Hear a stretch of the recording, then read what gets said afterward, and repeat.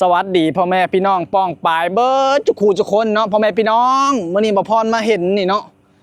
บ่พรก็บ่ฮู้ว่ามันคือเครื่องหยังเนาะนี่เดี๋ยวบ่พรสิให้เบิ่งเด้อพ่อแม่พี่น้องเด้อนี่มันคือเครื่องหยังเนาะนี่เห็นบ่นี่เดี๋ยวบ่พรสิเข้าเบิ่งใกล้ๆเด้ออีพ่อบ่พรก็บ่เคยเห็นเนาะเครื่องหยังบ่ฮู้แต่ว่าเพิ่นมาตั้งอยู่ในสวนเนาะเดี๋ยวพ่อพรสิเข้าเบิ่งใกล้ๆเนาะป้าตัวทุกคนมึงเนี่ยนี่มักม่วงเพิ่นเนาะเพิ่นปลูกมักม่วงเต็มอยู่นี่โซนสาธารณะประเทศไทยแต่ว่ามีมักม่วงเนาะนี่ข้อดีของประเทศไทยก็คือปลูกยังนี่เนาะนี่เห็นบ่มักม่วงเนี่ยเพิ่นปลูกนี่แต่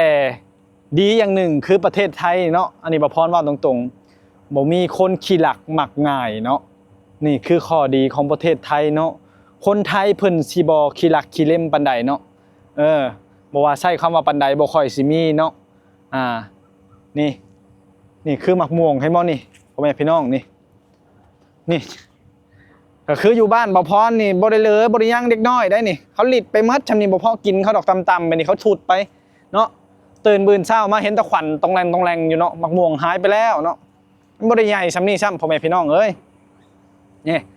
บ่พรสิพามาเบิ่งเนาะมันคือเครื่องอีหยังเนาะนี่ประเทศไทยเพิ่นนี่มีเครื่องสุวรรณพันแนวเนาะพ่อแม่พี่น้องเอ้ยอีหยังนี่เครื่องตรวจวัดฝุ่นละออง PM 2.5 โอ้พ่อแม่พี่น้องขนาดอยู่ในป่าในเขาเนาะเพิ่นก็ยังติดตั้งเครื่องเนาะวัดฝุ่นหมู่พ่อนก็งงประเทศไทยเนาะเขาใส่ใจแห้งอะไรเนาะทุกคนแม้กระทั่งในสวนสาธารณะเนาะทุกคนมีทั้งป่าไม้เนาะถ้าว่าคือบ้านเฮาเนี่ยเพิ่นบ่ใส่ใจดอกฝุ่นละอองละแองอย่างเนาะบ่พ่อนก็บ่ฮู้เนาะฝุ่นพินนี่มันถ้ามันมีต้นหมอกต้นไม้มันก็สิบ่ค่อยมีดอกเนาะทุกคนแต่เพิ่นก็เขียนเนาะระวังอันตรายนะจากไฟฟ้าช็อตนี่คือถ้ากรณีฝนตกฝนหยังเนาะเพิ่นก็คือสิบ่ให้มาใกล้เนาะพ่อแม่พี่น้องนี่บ่พรพาเบิ่งเนาะเพิ่นก็สิล็อกสิหยังข้างแน่ได้ทุกคนเด้เนาะเพิ่นเขียนว่าเครื่องหยังนะวัด PM 2.5 เพิ่นว่านะพ่อแม่พี่น้องเปรียบเทียบขนาดฝุ่น PM 2.5 กับเส้นผมนี่ที่ปะปนในอากาศก็คือฝุ่นในอากาศเนาะเพิ่นก็สิตรวจวัดอีหยังข้างแน่เนาะแม่นบ่พ่อแม่พี่น้องบ่พรเข้าใจถูกอยู่เนาะคือฝุ่นละอองขนาดไม่เกิน 2.5 ไมครอนเล็กประมาณ1ใน25ส่วนของเส้นผมมนุษย์สามารถแพร่กระจายอยู่ทางเดินหายใจโอ้โหก็คือเป็นฝุ่นสารพิษแม่นบ่พ่อแม่พี่น้องซึ่งแปลว่าเฉพาะบ่าวพรเห็นคนไทยเพิ่นสิมักใส่หน้ากากเนาะใส่หน้ากากเวลาไปเดินเล่นไปยางหันนางนี่เพิ่นสิมักใส่อากาศกันเนาะนี่เพิ่นก็สิมีกราฟิกสุวรรณพันแนวเฮ็ดออกมาให้เบิ่งเนาะโอ้เขาเฮ็ดแผ่นอย่างดีเลยพ่อแม่พี่น้องเอ้ยนี่เห็นบ่เพิ่นเฮ็ดแผ่นปูนอย่างดีเลยนี่คือประเทศไทยเพิ่นใส่ใจแบบสารพิษในอากาศขนาดเนาะทุกคนแล้วก็สิมีข้อบ่งบอกอีหยังหลายๆอย่างเนาะเพิ่นเฮ็ดให้เบิ่งเนาะโอ้ประเทศไทยเนาะทุกคนเนาะแบบนี้เพิ่นก็เฮ็ดเนาะทุกคนเพิ่นใส่ใจอีหลีเนาะนี่แต่มันคือหยังเนาะข้างบนนี่เบิ่งข้างในก็จะเป็นธรรมชาติงามๆทุกคนเอ้ยเบิ่งหน่อยกว่าถ้ามีคอกมีครัวมีเวลาว่างๆเนาะทุกคนเอาศาสตร์เอาหมอนพื้นได้น้อยเนาะมานั่งเล่นเนาะนี่มานั่งเล่นข้างในนี่เนาะคือสิเย็นข้างเนาะทุกคนนี่แถวนี้ก็มีมักม่วงเห็นบ่ทุกคนนี่มักม่วงก็บ่มีคนขี้ลักได้นี่บ่มีคนหลักคนหยังเนาะแต่ว่าบ่ค่อยมีสิคนมาขโมยเนาะแต่ว่ามันก็มีรปภได้ทุกคนเด้นี่เห็นบ่นี่ก็คืออยู่บ้านบ่พรนี่บ่ยั่งแล้วลูกใหญ่ๆชำนี้เขาไปเฮ็ดจ้ำแจ่วกินหมดแล้วชำนี้ป๊าดตัวสูงบักม่วงที่มันงามแท้นี่เนี่ยบักม่วงใช่มันหลายแท้บ่พรสิพาเบิ่งนี่บักม่วงใช่มันหลายแท้ทุกคนเอ้ยบักม่วงนี่มันหลายแท้นี่เบิ่งนี่คือโ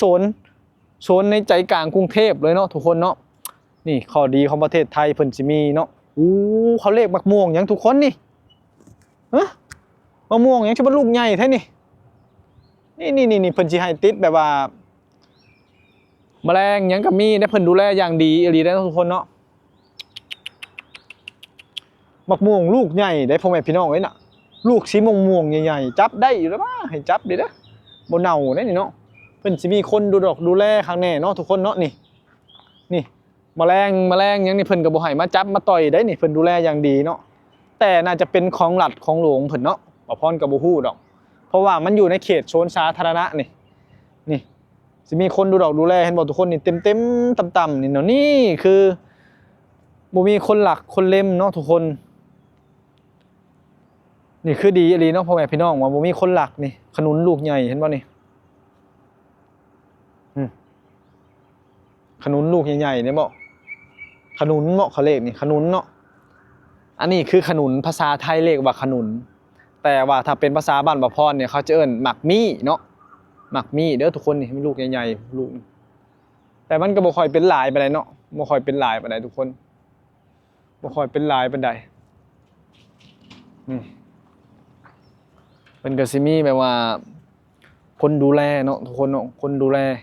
ความสะอาดในโซนนี่เนาะบ่าวพรอยากให้เห็นอย่างหนึ่งเนาะประเทศไทยนี่เบิ้งนี่ถนนหนทางนี่ขนาดอยู่ในโซนได้นี่ทางให้พนักงานคนโซนอย่างหรือคนมาอย่างเล่นเนี่ยเพิ่นเฮ็ดคักจำได้ลาดยางลาดเส้นข้างแน่เนาะมีรูดอกระบายน้ำข้างแน่นี่คือประเทศไทยเนาะทุกคนเนาะตัวนี่เบิ่งเนี่ยทุกคนนี่เพิ่นเฮ็ดโซนเฮ็ดงามมาลีได้นี่เห็นบ่ต้นหยังนี่ต้นหมากอินทรีหมากหยังนี่เขาเรียกต้นหยังทุกคนนี่เป็นดอกเขียวๆแดงๆนี่เห็นบ่นี่บ่พรก็บ่ฮู้ดอกแต่ว่าแถวนี้เพิ่นสิปลูกต้นไผ่ต้นหยังเนาะเพื่อความสวยงามเนาะพ่อแม่พี่น้องนี่บ่พรลืมเห็นเนาะนี่ถ้าผู้ใดสิมาหลักมาเล่มนี่เขาจามโตได้เด้อทุกคนเด้อนี่เฉพาะบ่พรว่าเป็นหยังหมักม่วงหมักหยังบ่หายนี่เบิ่งนึงประเทศไทยเนาะเบิ่งนี่เห็นบ่นี่พ่อแม่พี่น้องเห็นบ่นี่ผู้ใดสิมากล้าลักกล้าขโมยกล้องวงจรติดในป่าในดงเนาะป๊าดโตพ่อแม่พี่น้องเอ้ยประเทศไทยเนาะกล้องวงจรติดในป่าในดงเนาะทุกคนนี่คือข้อดีประเทศไทยเนาะมีกล้องทุกซอกทุกมุมเนาะพ่อแม่พี่น้องคักอหลีเนาะประเทศไทยนี่แต่บ่พรสิย่างเข้าไปข้างในเนาะโซนนี่งามแห้งพ่อแม่พี่น้องเพิ่นเฮ็ดคือแบบธรรมชาตินี่แล้วก็สิมีแผนผังโซนเนาะเพิ่นสามารถเฮ็ดแผนผังบอกได้ถ้าผู้ใดไปเนาะกฎระเบียบเนาะกฎระเบียบโซนก็มีอีกพ่อแม่พี่น้องกฎระเบียบเนาะเพิ่นว่าห้ามดูดบุหรี่นี่คนไทยเพิ่นสิบ่ให้ดูดบุหรี่ในสถานที่สาธารณะผิดกฎหมายเนาะพ่อแม่พี่น้อง2เหล้าเบียร์นี่ห้ามเอาเข้ามาดื่มเนาะเพิ่นจับปั๊บไหมเนาะ3นี่ม้าสุนัขต่างๆนี่ห้ามเอาเข้ามาเดินเนาะมันสิมาขี่มาเหยียบมันทำให้สกปรกเพิ่นว่าห้ามตกปลาเนาะโอ้นี่ประเทศไทยนี่เพิ่นสิมีกฎระเบียบสเก็ตบอร์ดนี่ห้ามเอาเข้ามันสิทำลายพื้นที่เนาะการขี่สเก็ตบอร์ดมันสิทำถนนหนทางเป็นรอยรถถีบก็ห้ามเอาเข้ามาเนาะเพิ่นบ่ให้เอาเข้ามาย่ามันชนเด็กน้อยเขามาเดินเขามาเล่นอยู่นี่เนาะนี่ทุกคนเนาะห้ามถิ่มขี้เหยื่อขยะนี่เนาะเพราะว่าเป็นยังเพิ่นจะบ่ให้ถิ่มเพิ่นสิโดนปรับเนาะเพราะว่านี่เพิ่นมีให้แล้วเนาะพ่อแม่พี่น้องนี่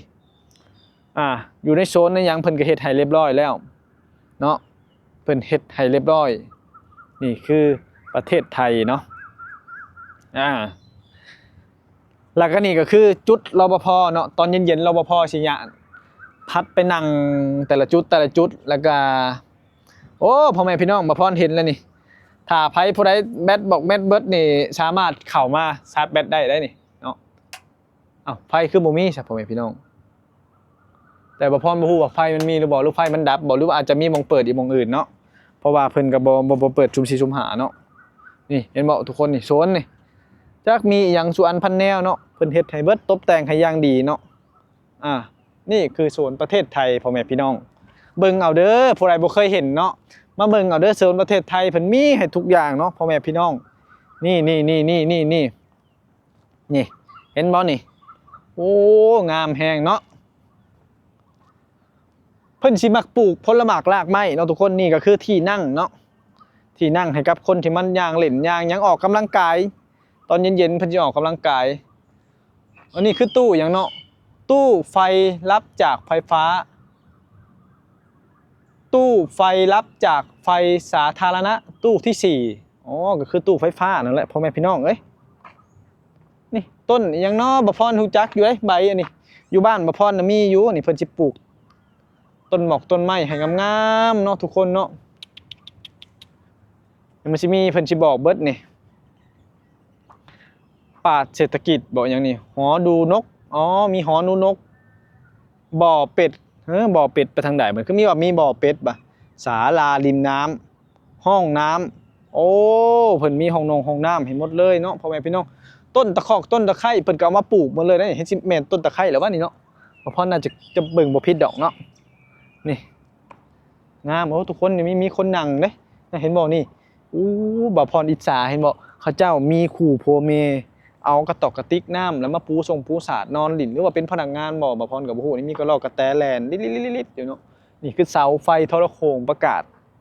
เนาะทุกคนนี่ป้านี่เมืองหนึ่งเบิ่งแด้ทุกคนเอ้ยประเทศไทยเพิ่นคือเฮ็ดคักแท้เนาะเบิ่งแน่นี่สะพกสะพานยาวๆชมดอกไม้เนาะเพิ่นเฮ็ดนี่เนาะคักอีหลีได้ทุกคนเด้บ่พรสิให้เบิ่งเด้อนี่เด้อป้าตบผู้เห็นบ่ทุกคนนี่อ๋อดอกไม้ยาวๆไปผู้นี่เพิ่นเฮ็ดคักอีหลีได้นี่เบิ่งแน่เบิ่งถนนหนทางเพิ่นน่ะผู้เห็นบ่มีไฟอีกได้นี่ตอนกลางคืนน่ะจะมีไฟอีกได้พ่อแม่เด้อมีไฟได้นี่มีไฟหันไฟนี่เนาะเต็มหมดเลยได้ทุกคนได้นี่มีน้องน้ำดอกโบเห็นบ่นี่เป็นลาดลาวเห็นบอกเพิ่นใช้งบประมาณเท่าไรเพิ่นว่าเอาดินมาใส่แล้วก็เอาต้นไม้มาปลูกเนาะนี่บ่อน้ำก็บ่แม่นสิเฮ็ดขี้ร้ายได้เฮ็ดเป็นหลอกเป็นหยังก่อหินก่อปูนเจ้าว่างบประมาณพอส่ำใดนี่ถ้าประเทศบ่มีงบประมาณหรือว่าบ่มีทุนในการก่อสร้างบ่สามารถเฮ็ดได้เนาะนี่เห็นบ่นี่ทุกคนเบิ่งเอานี่คือประเทศไทยเนาะประเทศไทยเพิ่นเฮ็ดลื่นบ้านลื่นเมืองเนาะเบิ่งเด้ฮะมาเห็ดบันไดเล็กบันไดล่าวยางเล่นยางไปถ่ายรูปเนาะเย็นๆนี่ทุกคนเอ้ยบางนี่ก็มาเห็ดคักแทนบ่พรสะออนนี่บอกติดไฟเต็มอยู่ข้างบนเห็นบอกไฟนี่เห็นบอกพ่อพี่น้องนี่ไฟได้นี่เด้อมีไฟมียังเห็นบ่นี่โอ้เห็นบอกมีหม่องทางไปยางถ่ายรูปอีกได้นี่มีอีหยังอีกผู้โอ้น้องปูน้องป่าเนาะพ่อแม่พี่น้องเนาะป้าโตโอ้ยหมอพรก็ฮ้อนแห้งแล้วพ่อแม่พี่น้องเอ้ยหมอพรสิไปหานั่งห่มเย็นๆก่อนเด้อบาดนี่หมอพรที่นั่งเย็นๆก่อนโอ้อีกอกอีกาบินวูบเต็มอยู่มื้อนี้ห่มเย็นๆนะทุกคนหมอพรสิไปหานั่งเย็นๆก่อนโอ้ยคลิปนี้ก็สิจบเป็นเพลงเท่านี้แล้วทุกคนในคลิปต่อไปหมอพรก็สิมาถ่ายอีกมุมฝั่งนั้นแต่ยังบ่ได้ถ่ายดอกมันร้อนเกินเนาะเบิ่งนี่เบิ่งมีน้ำมีในเขาปล่อยอยู่ตลอดได้นี่มีคนมันยางเล่นอยู่โอ้ตะไคร้วะนี่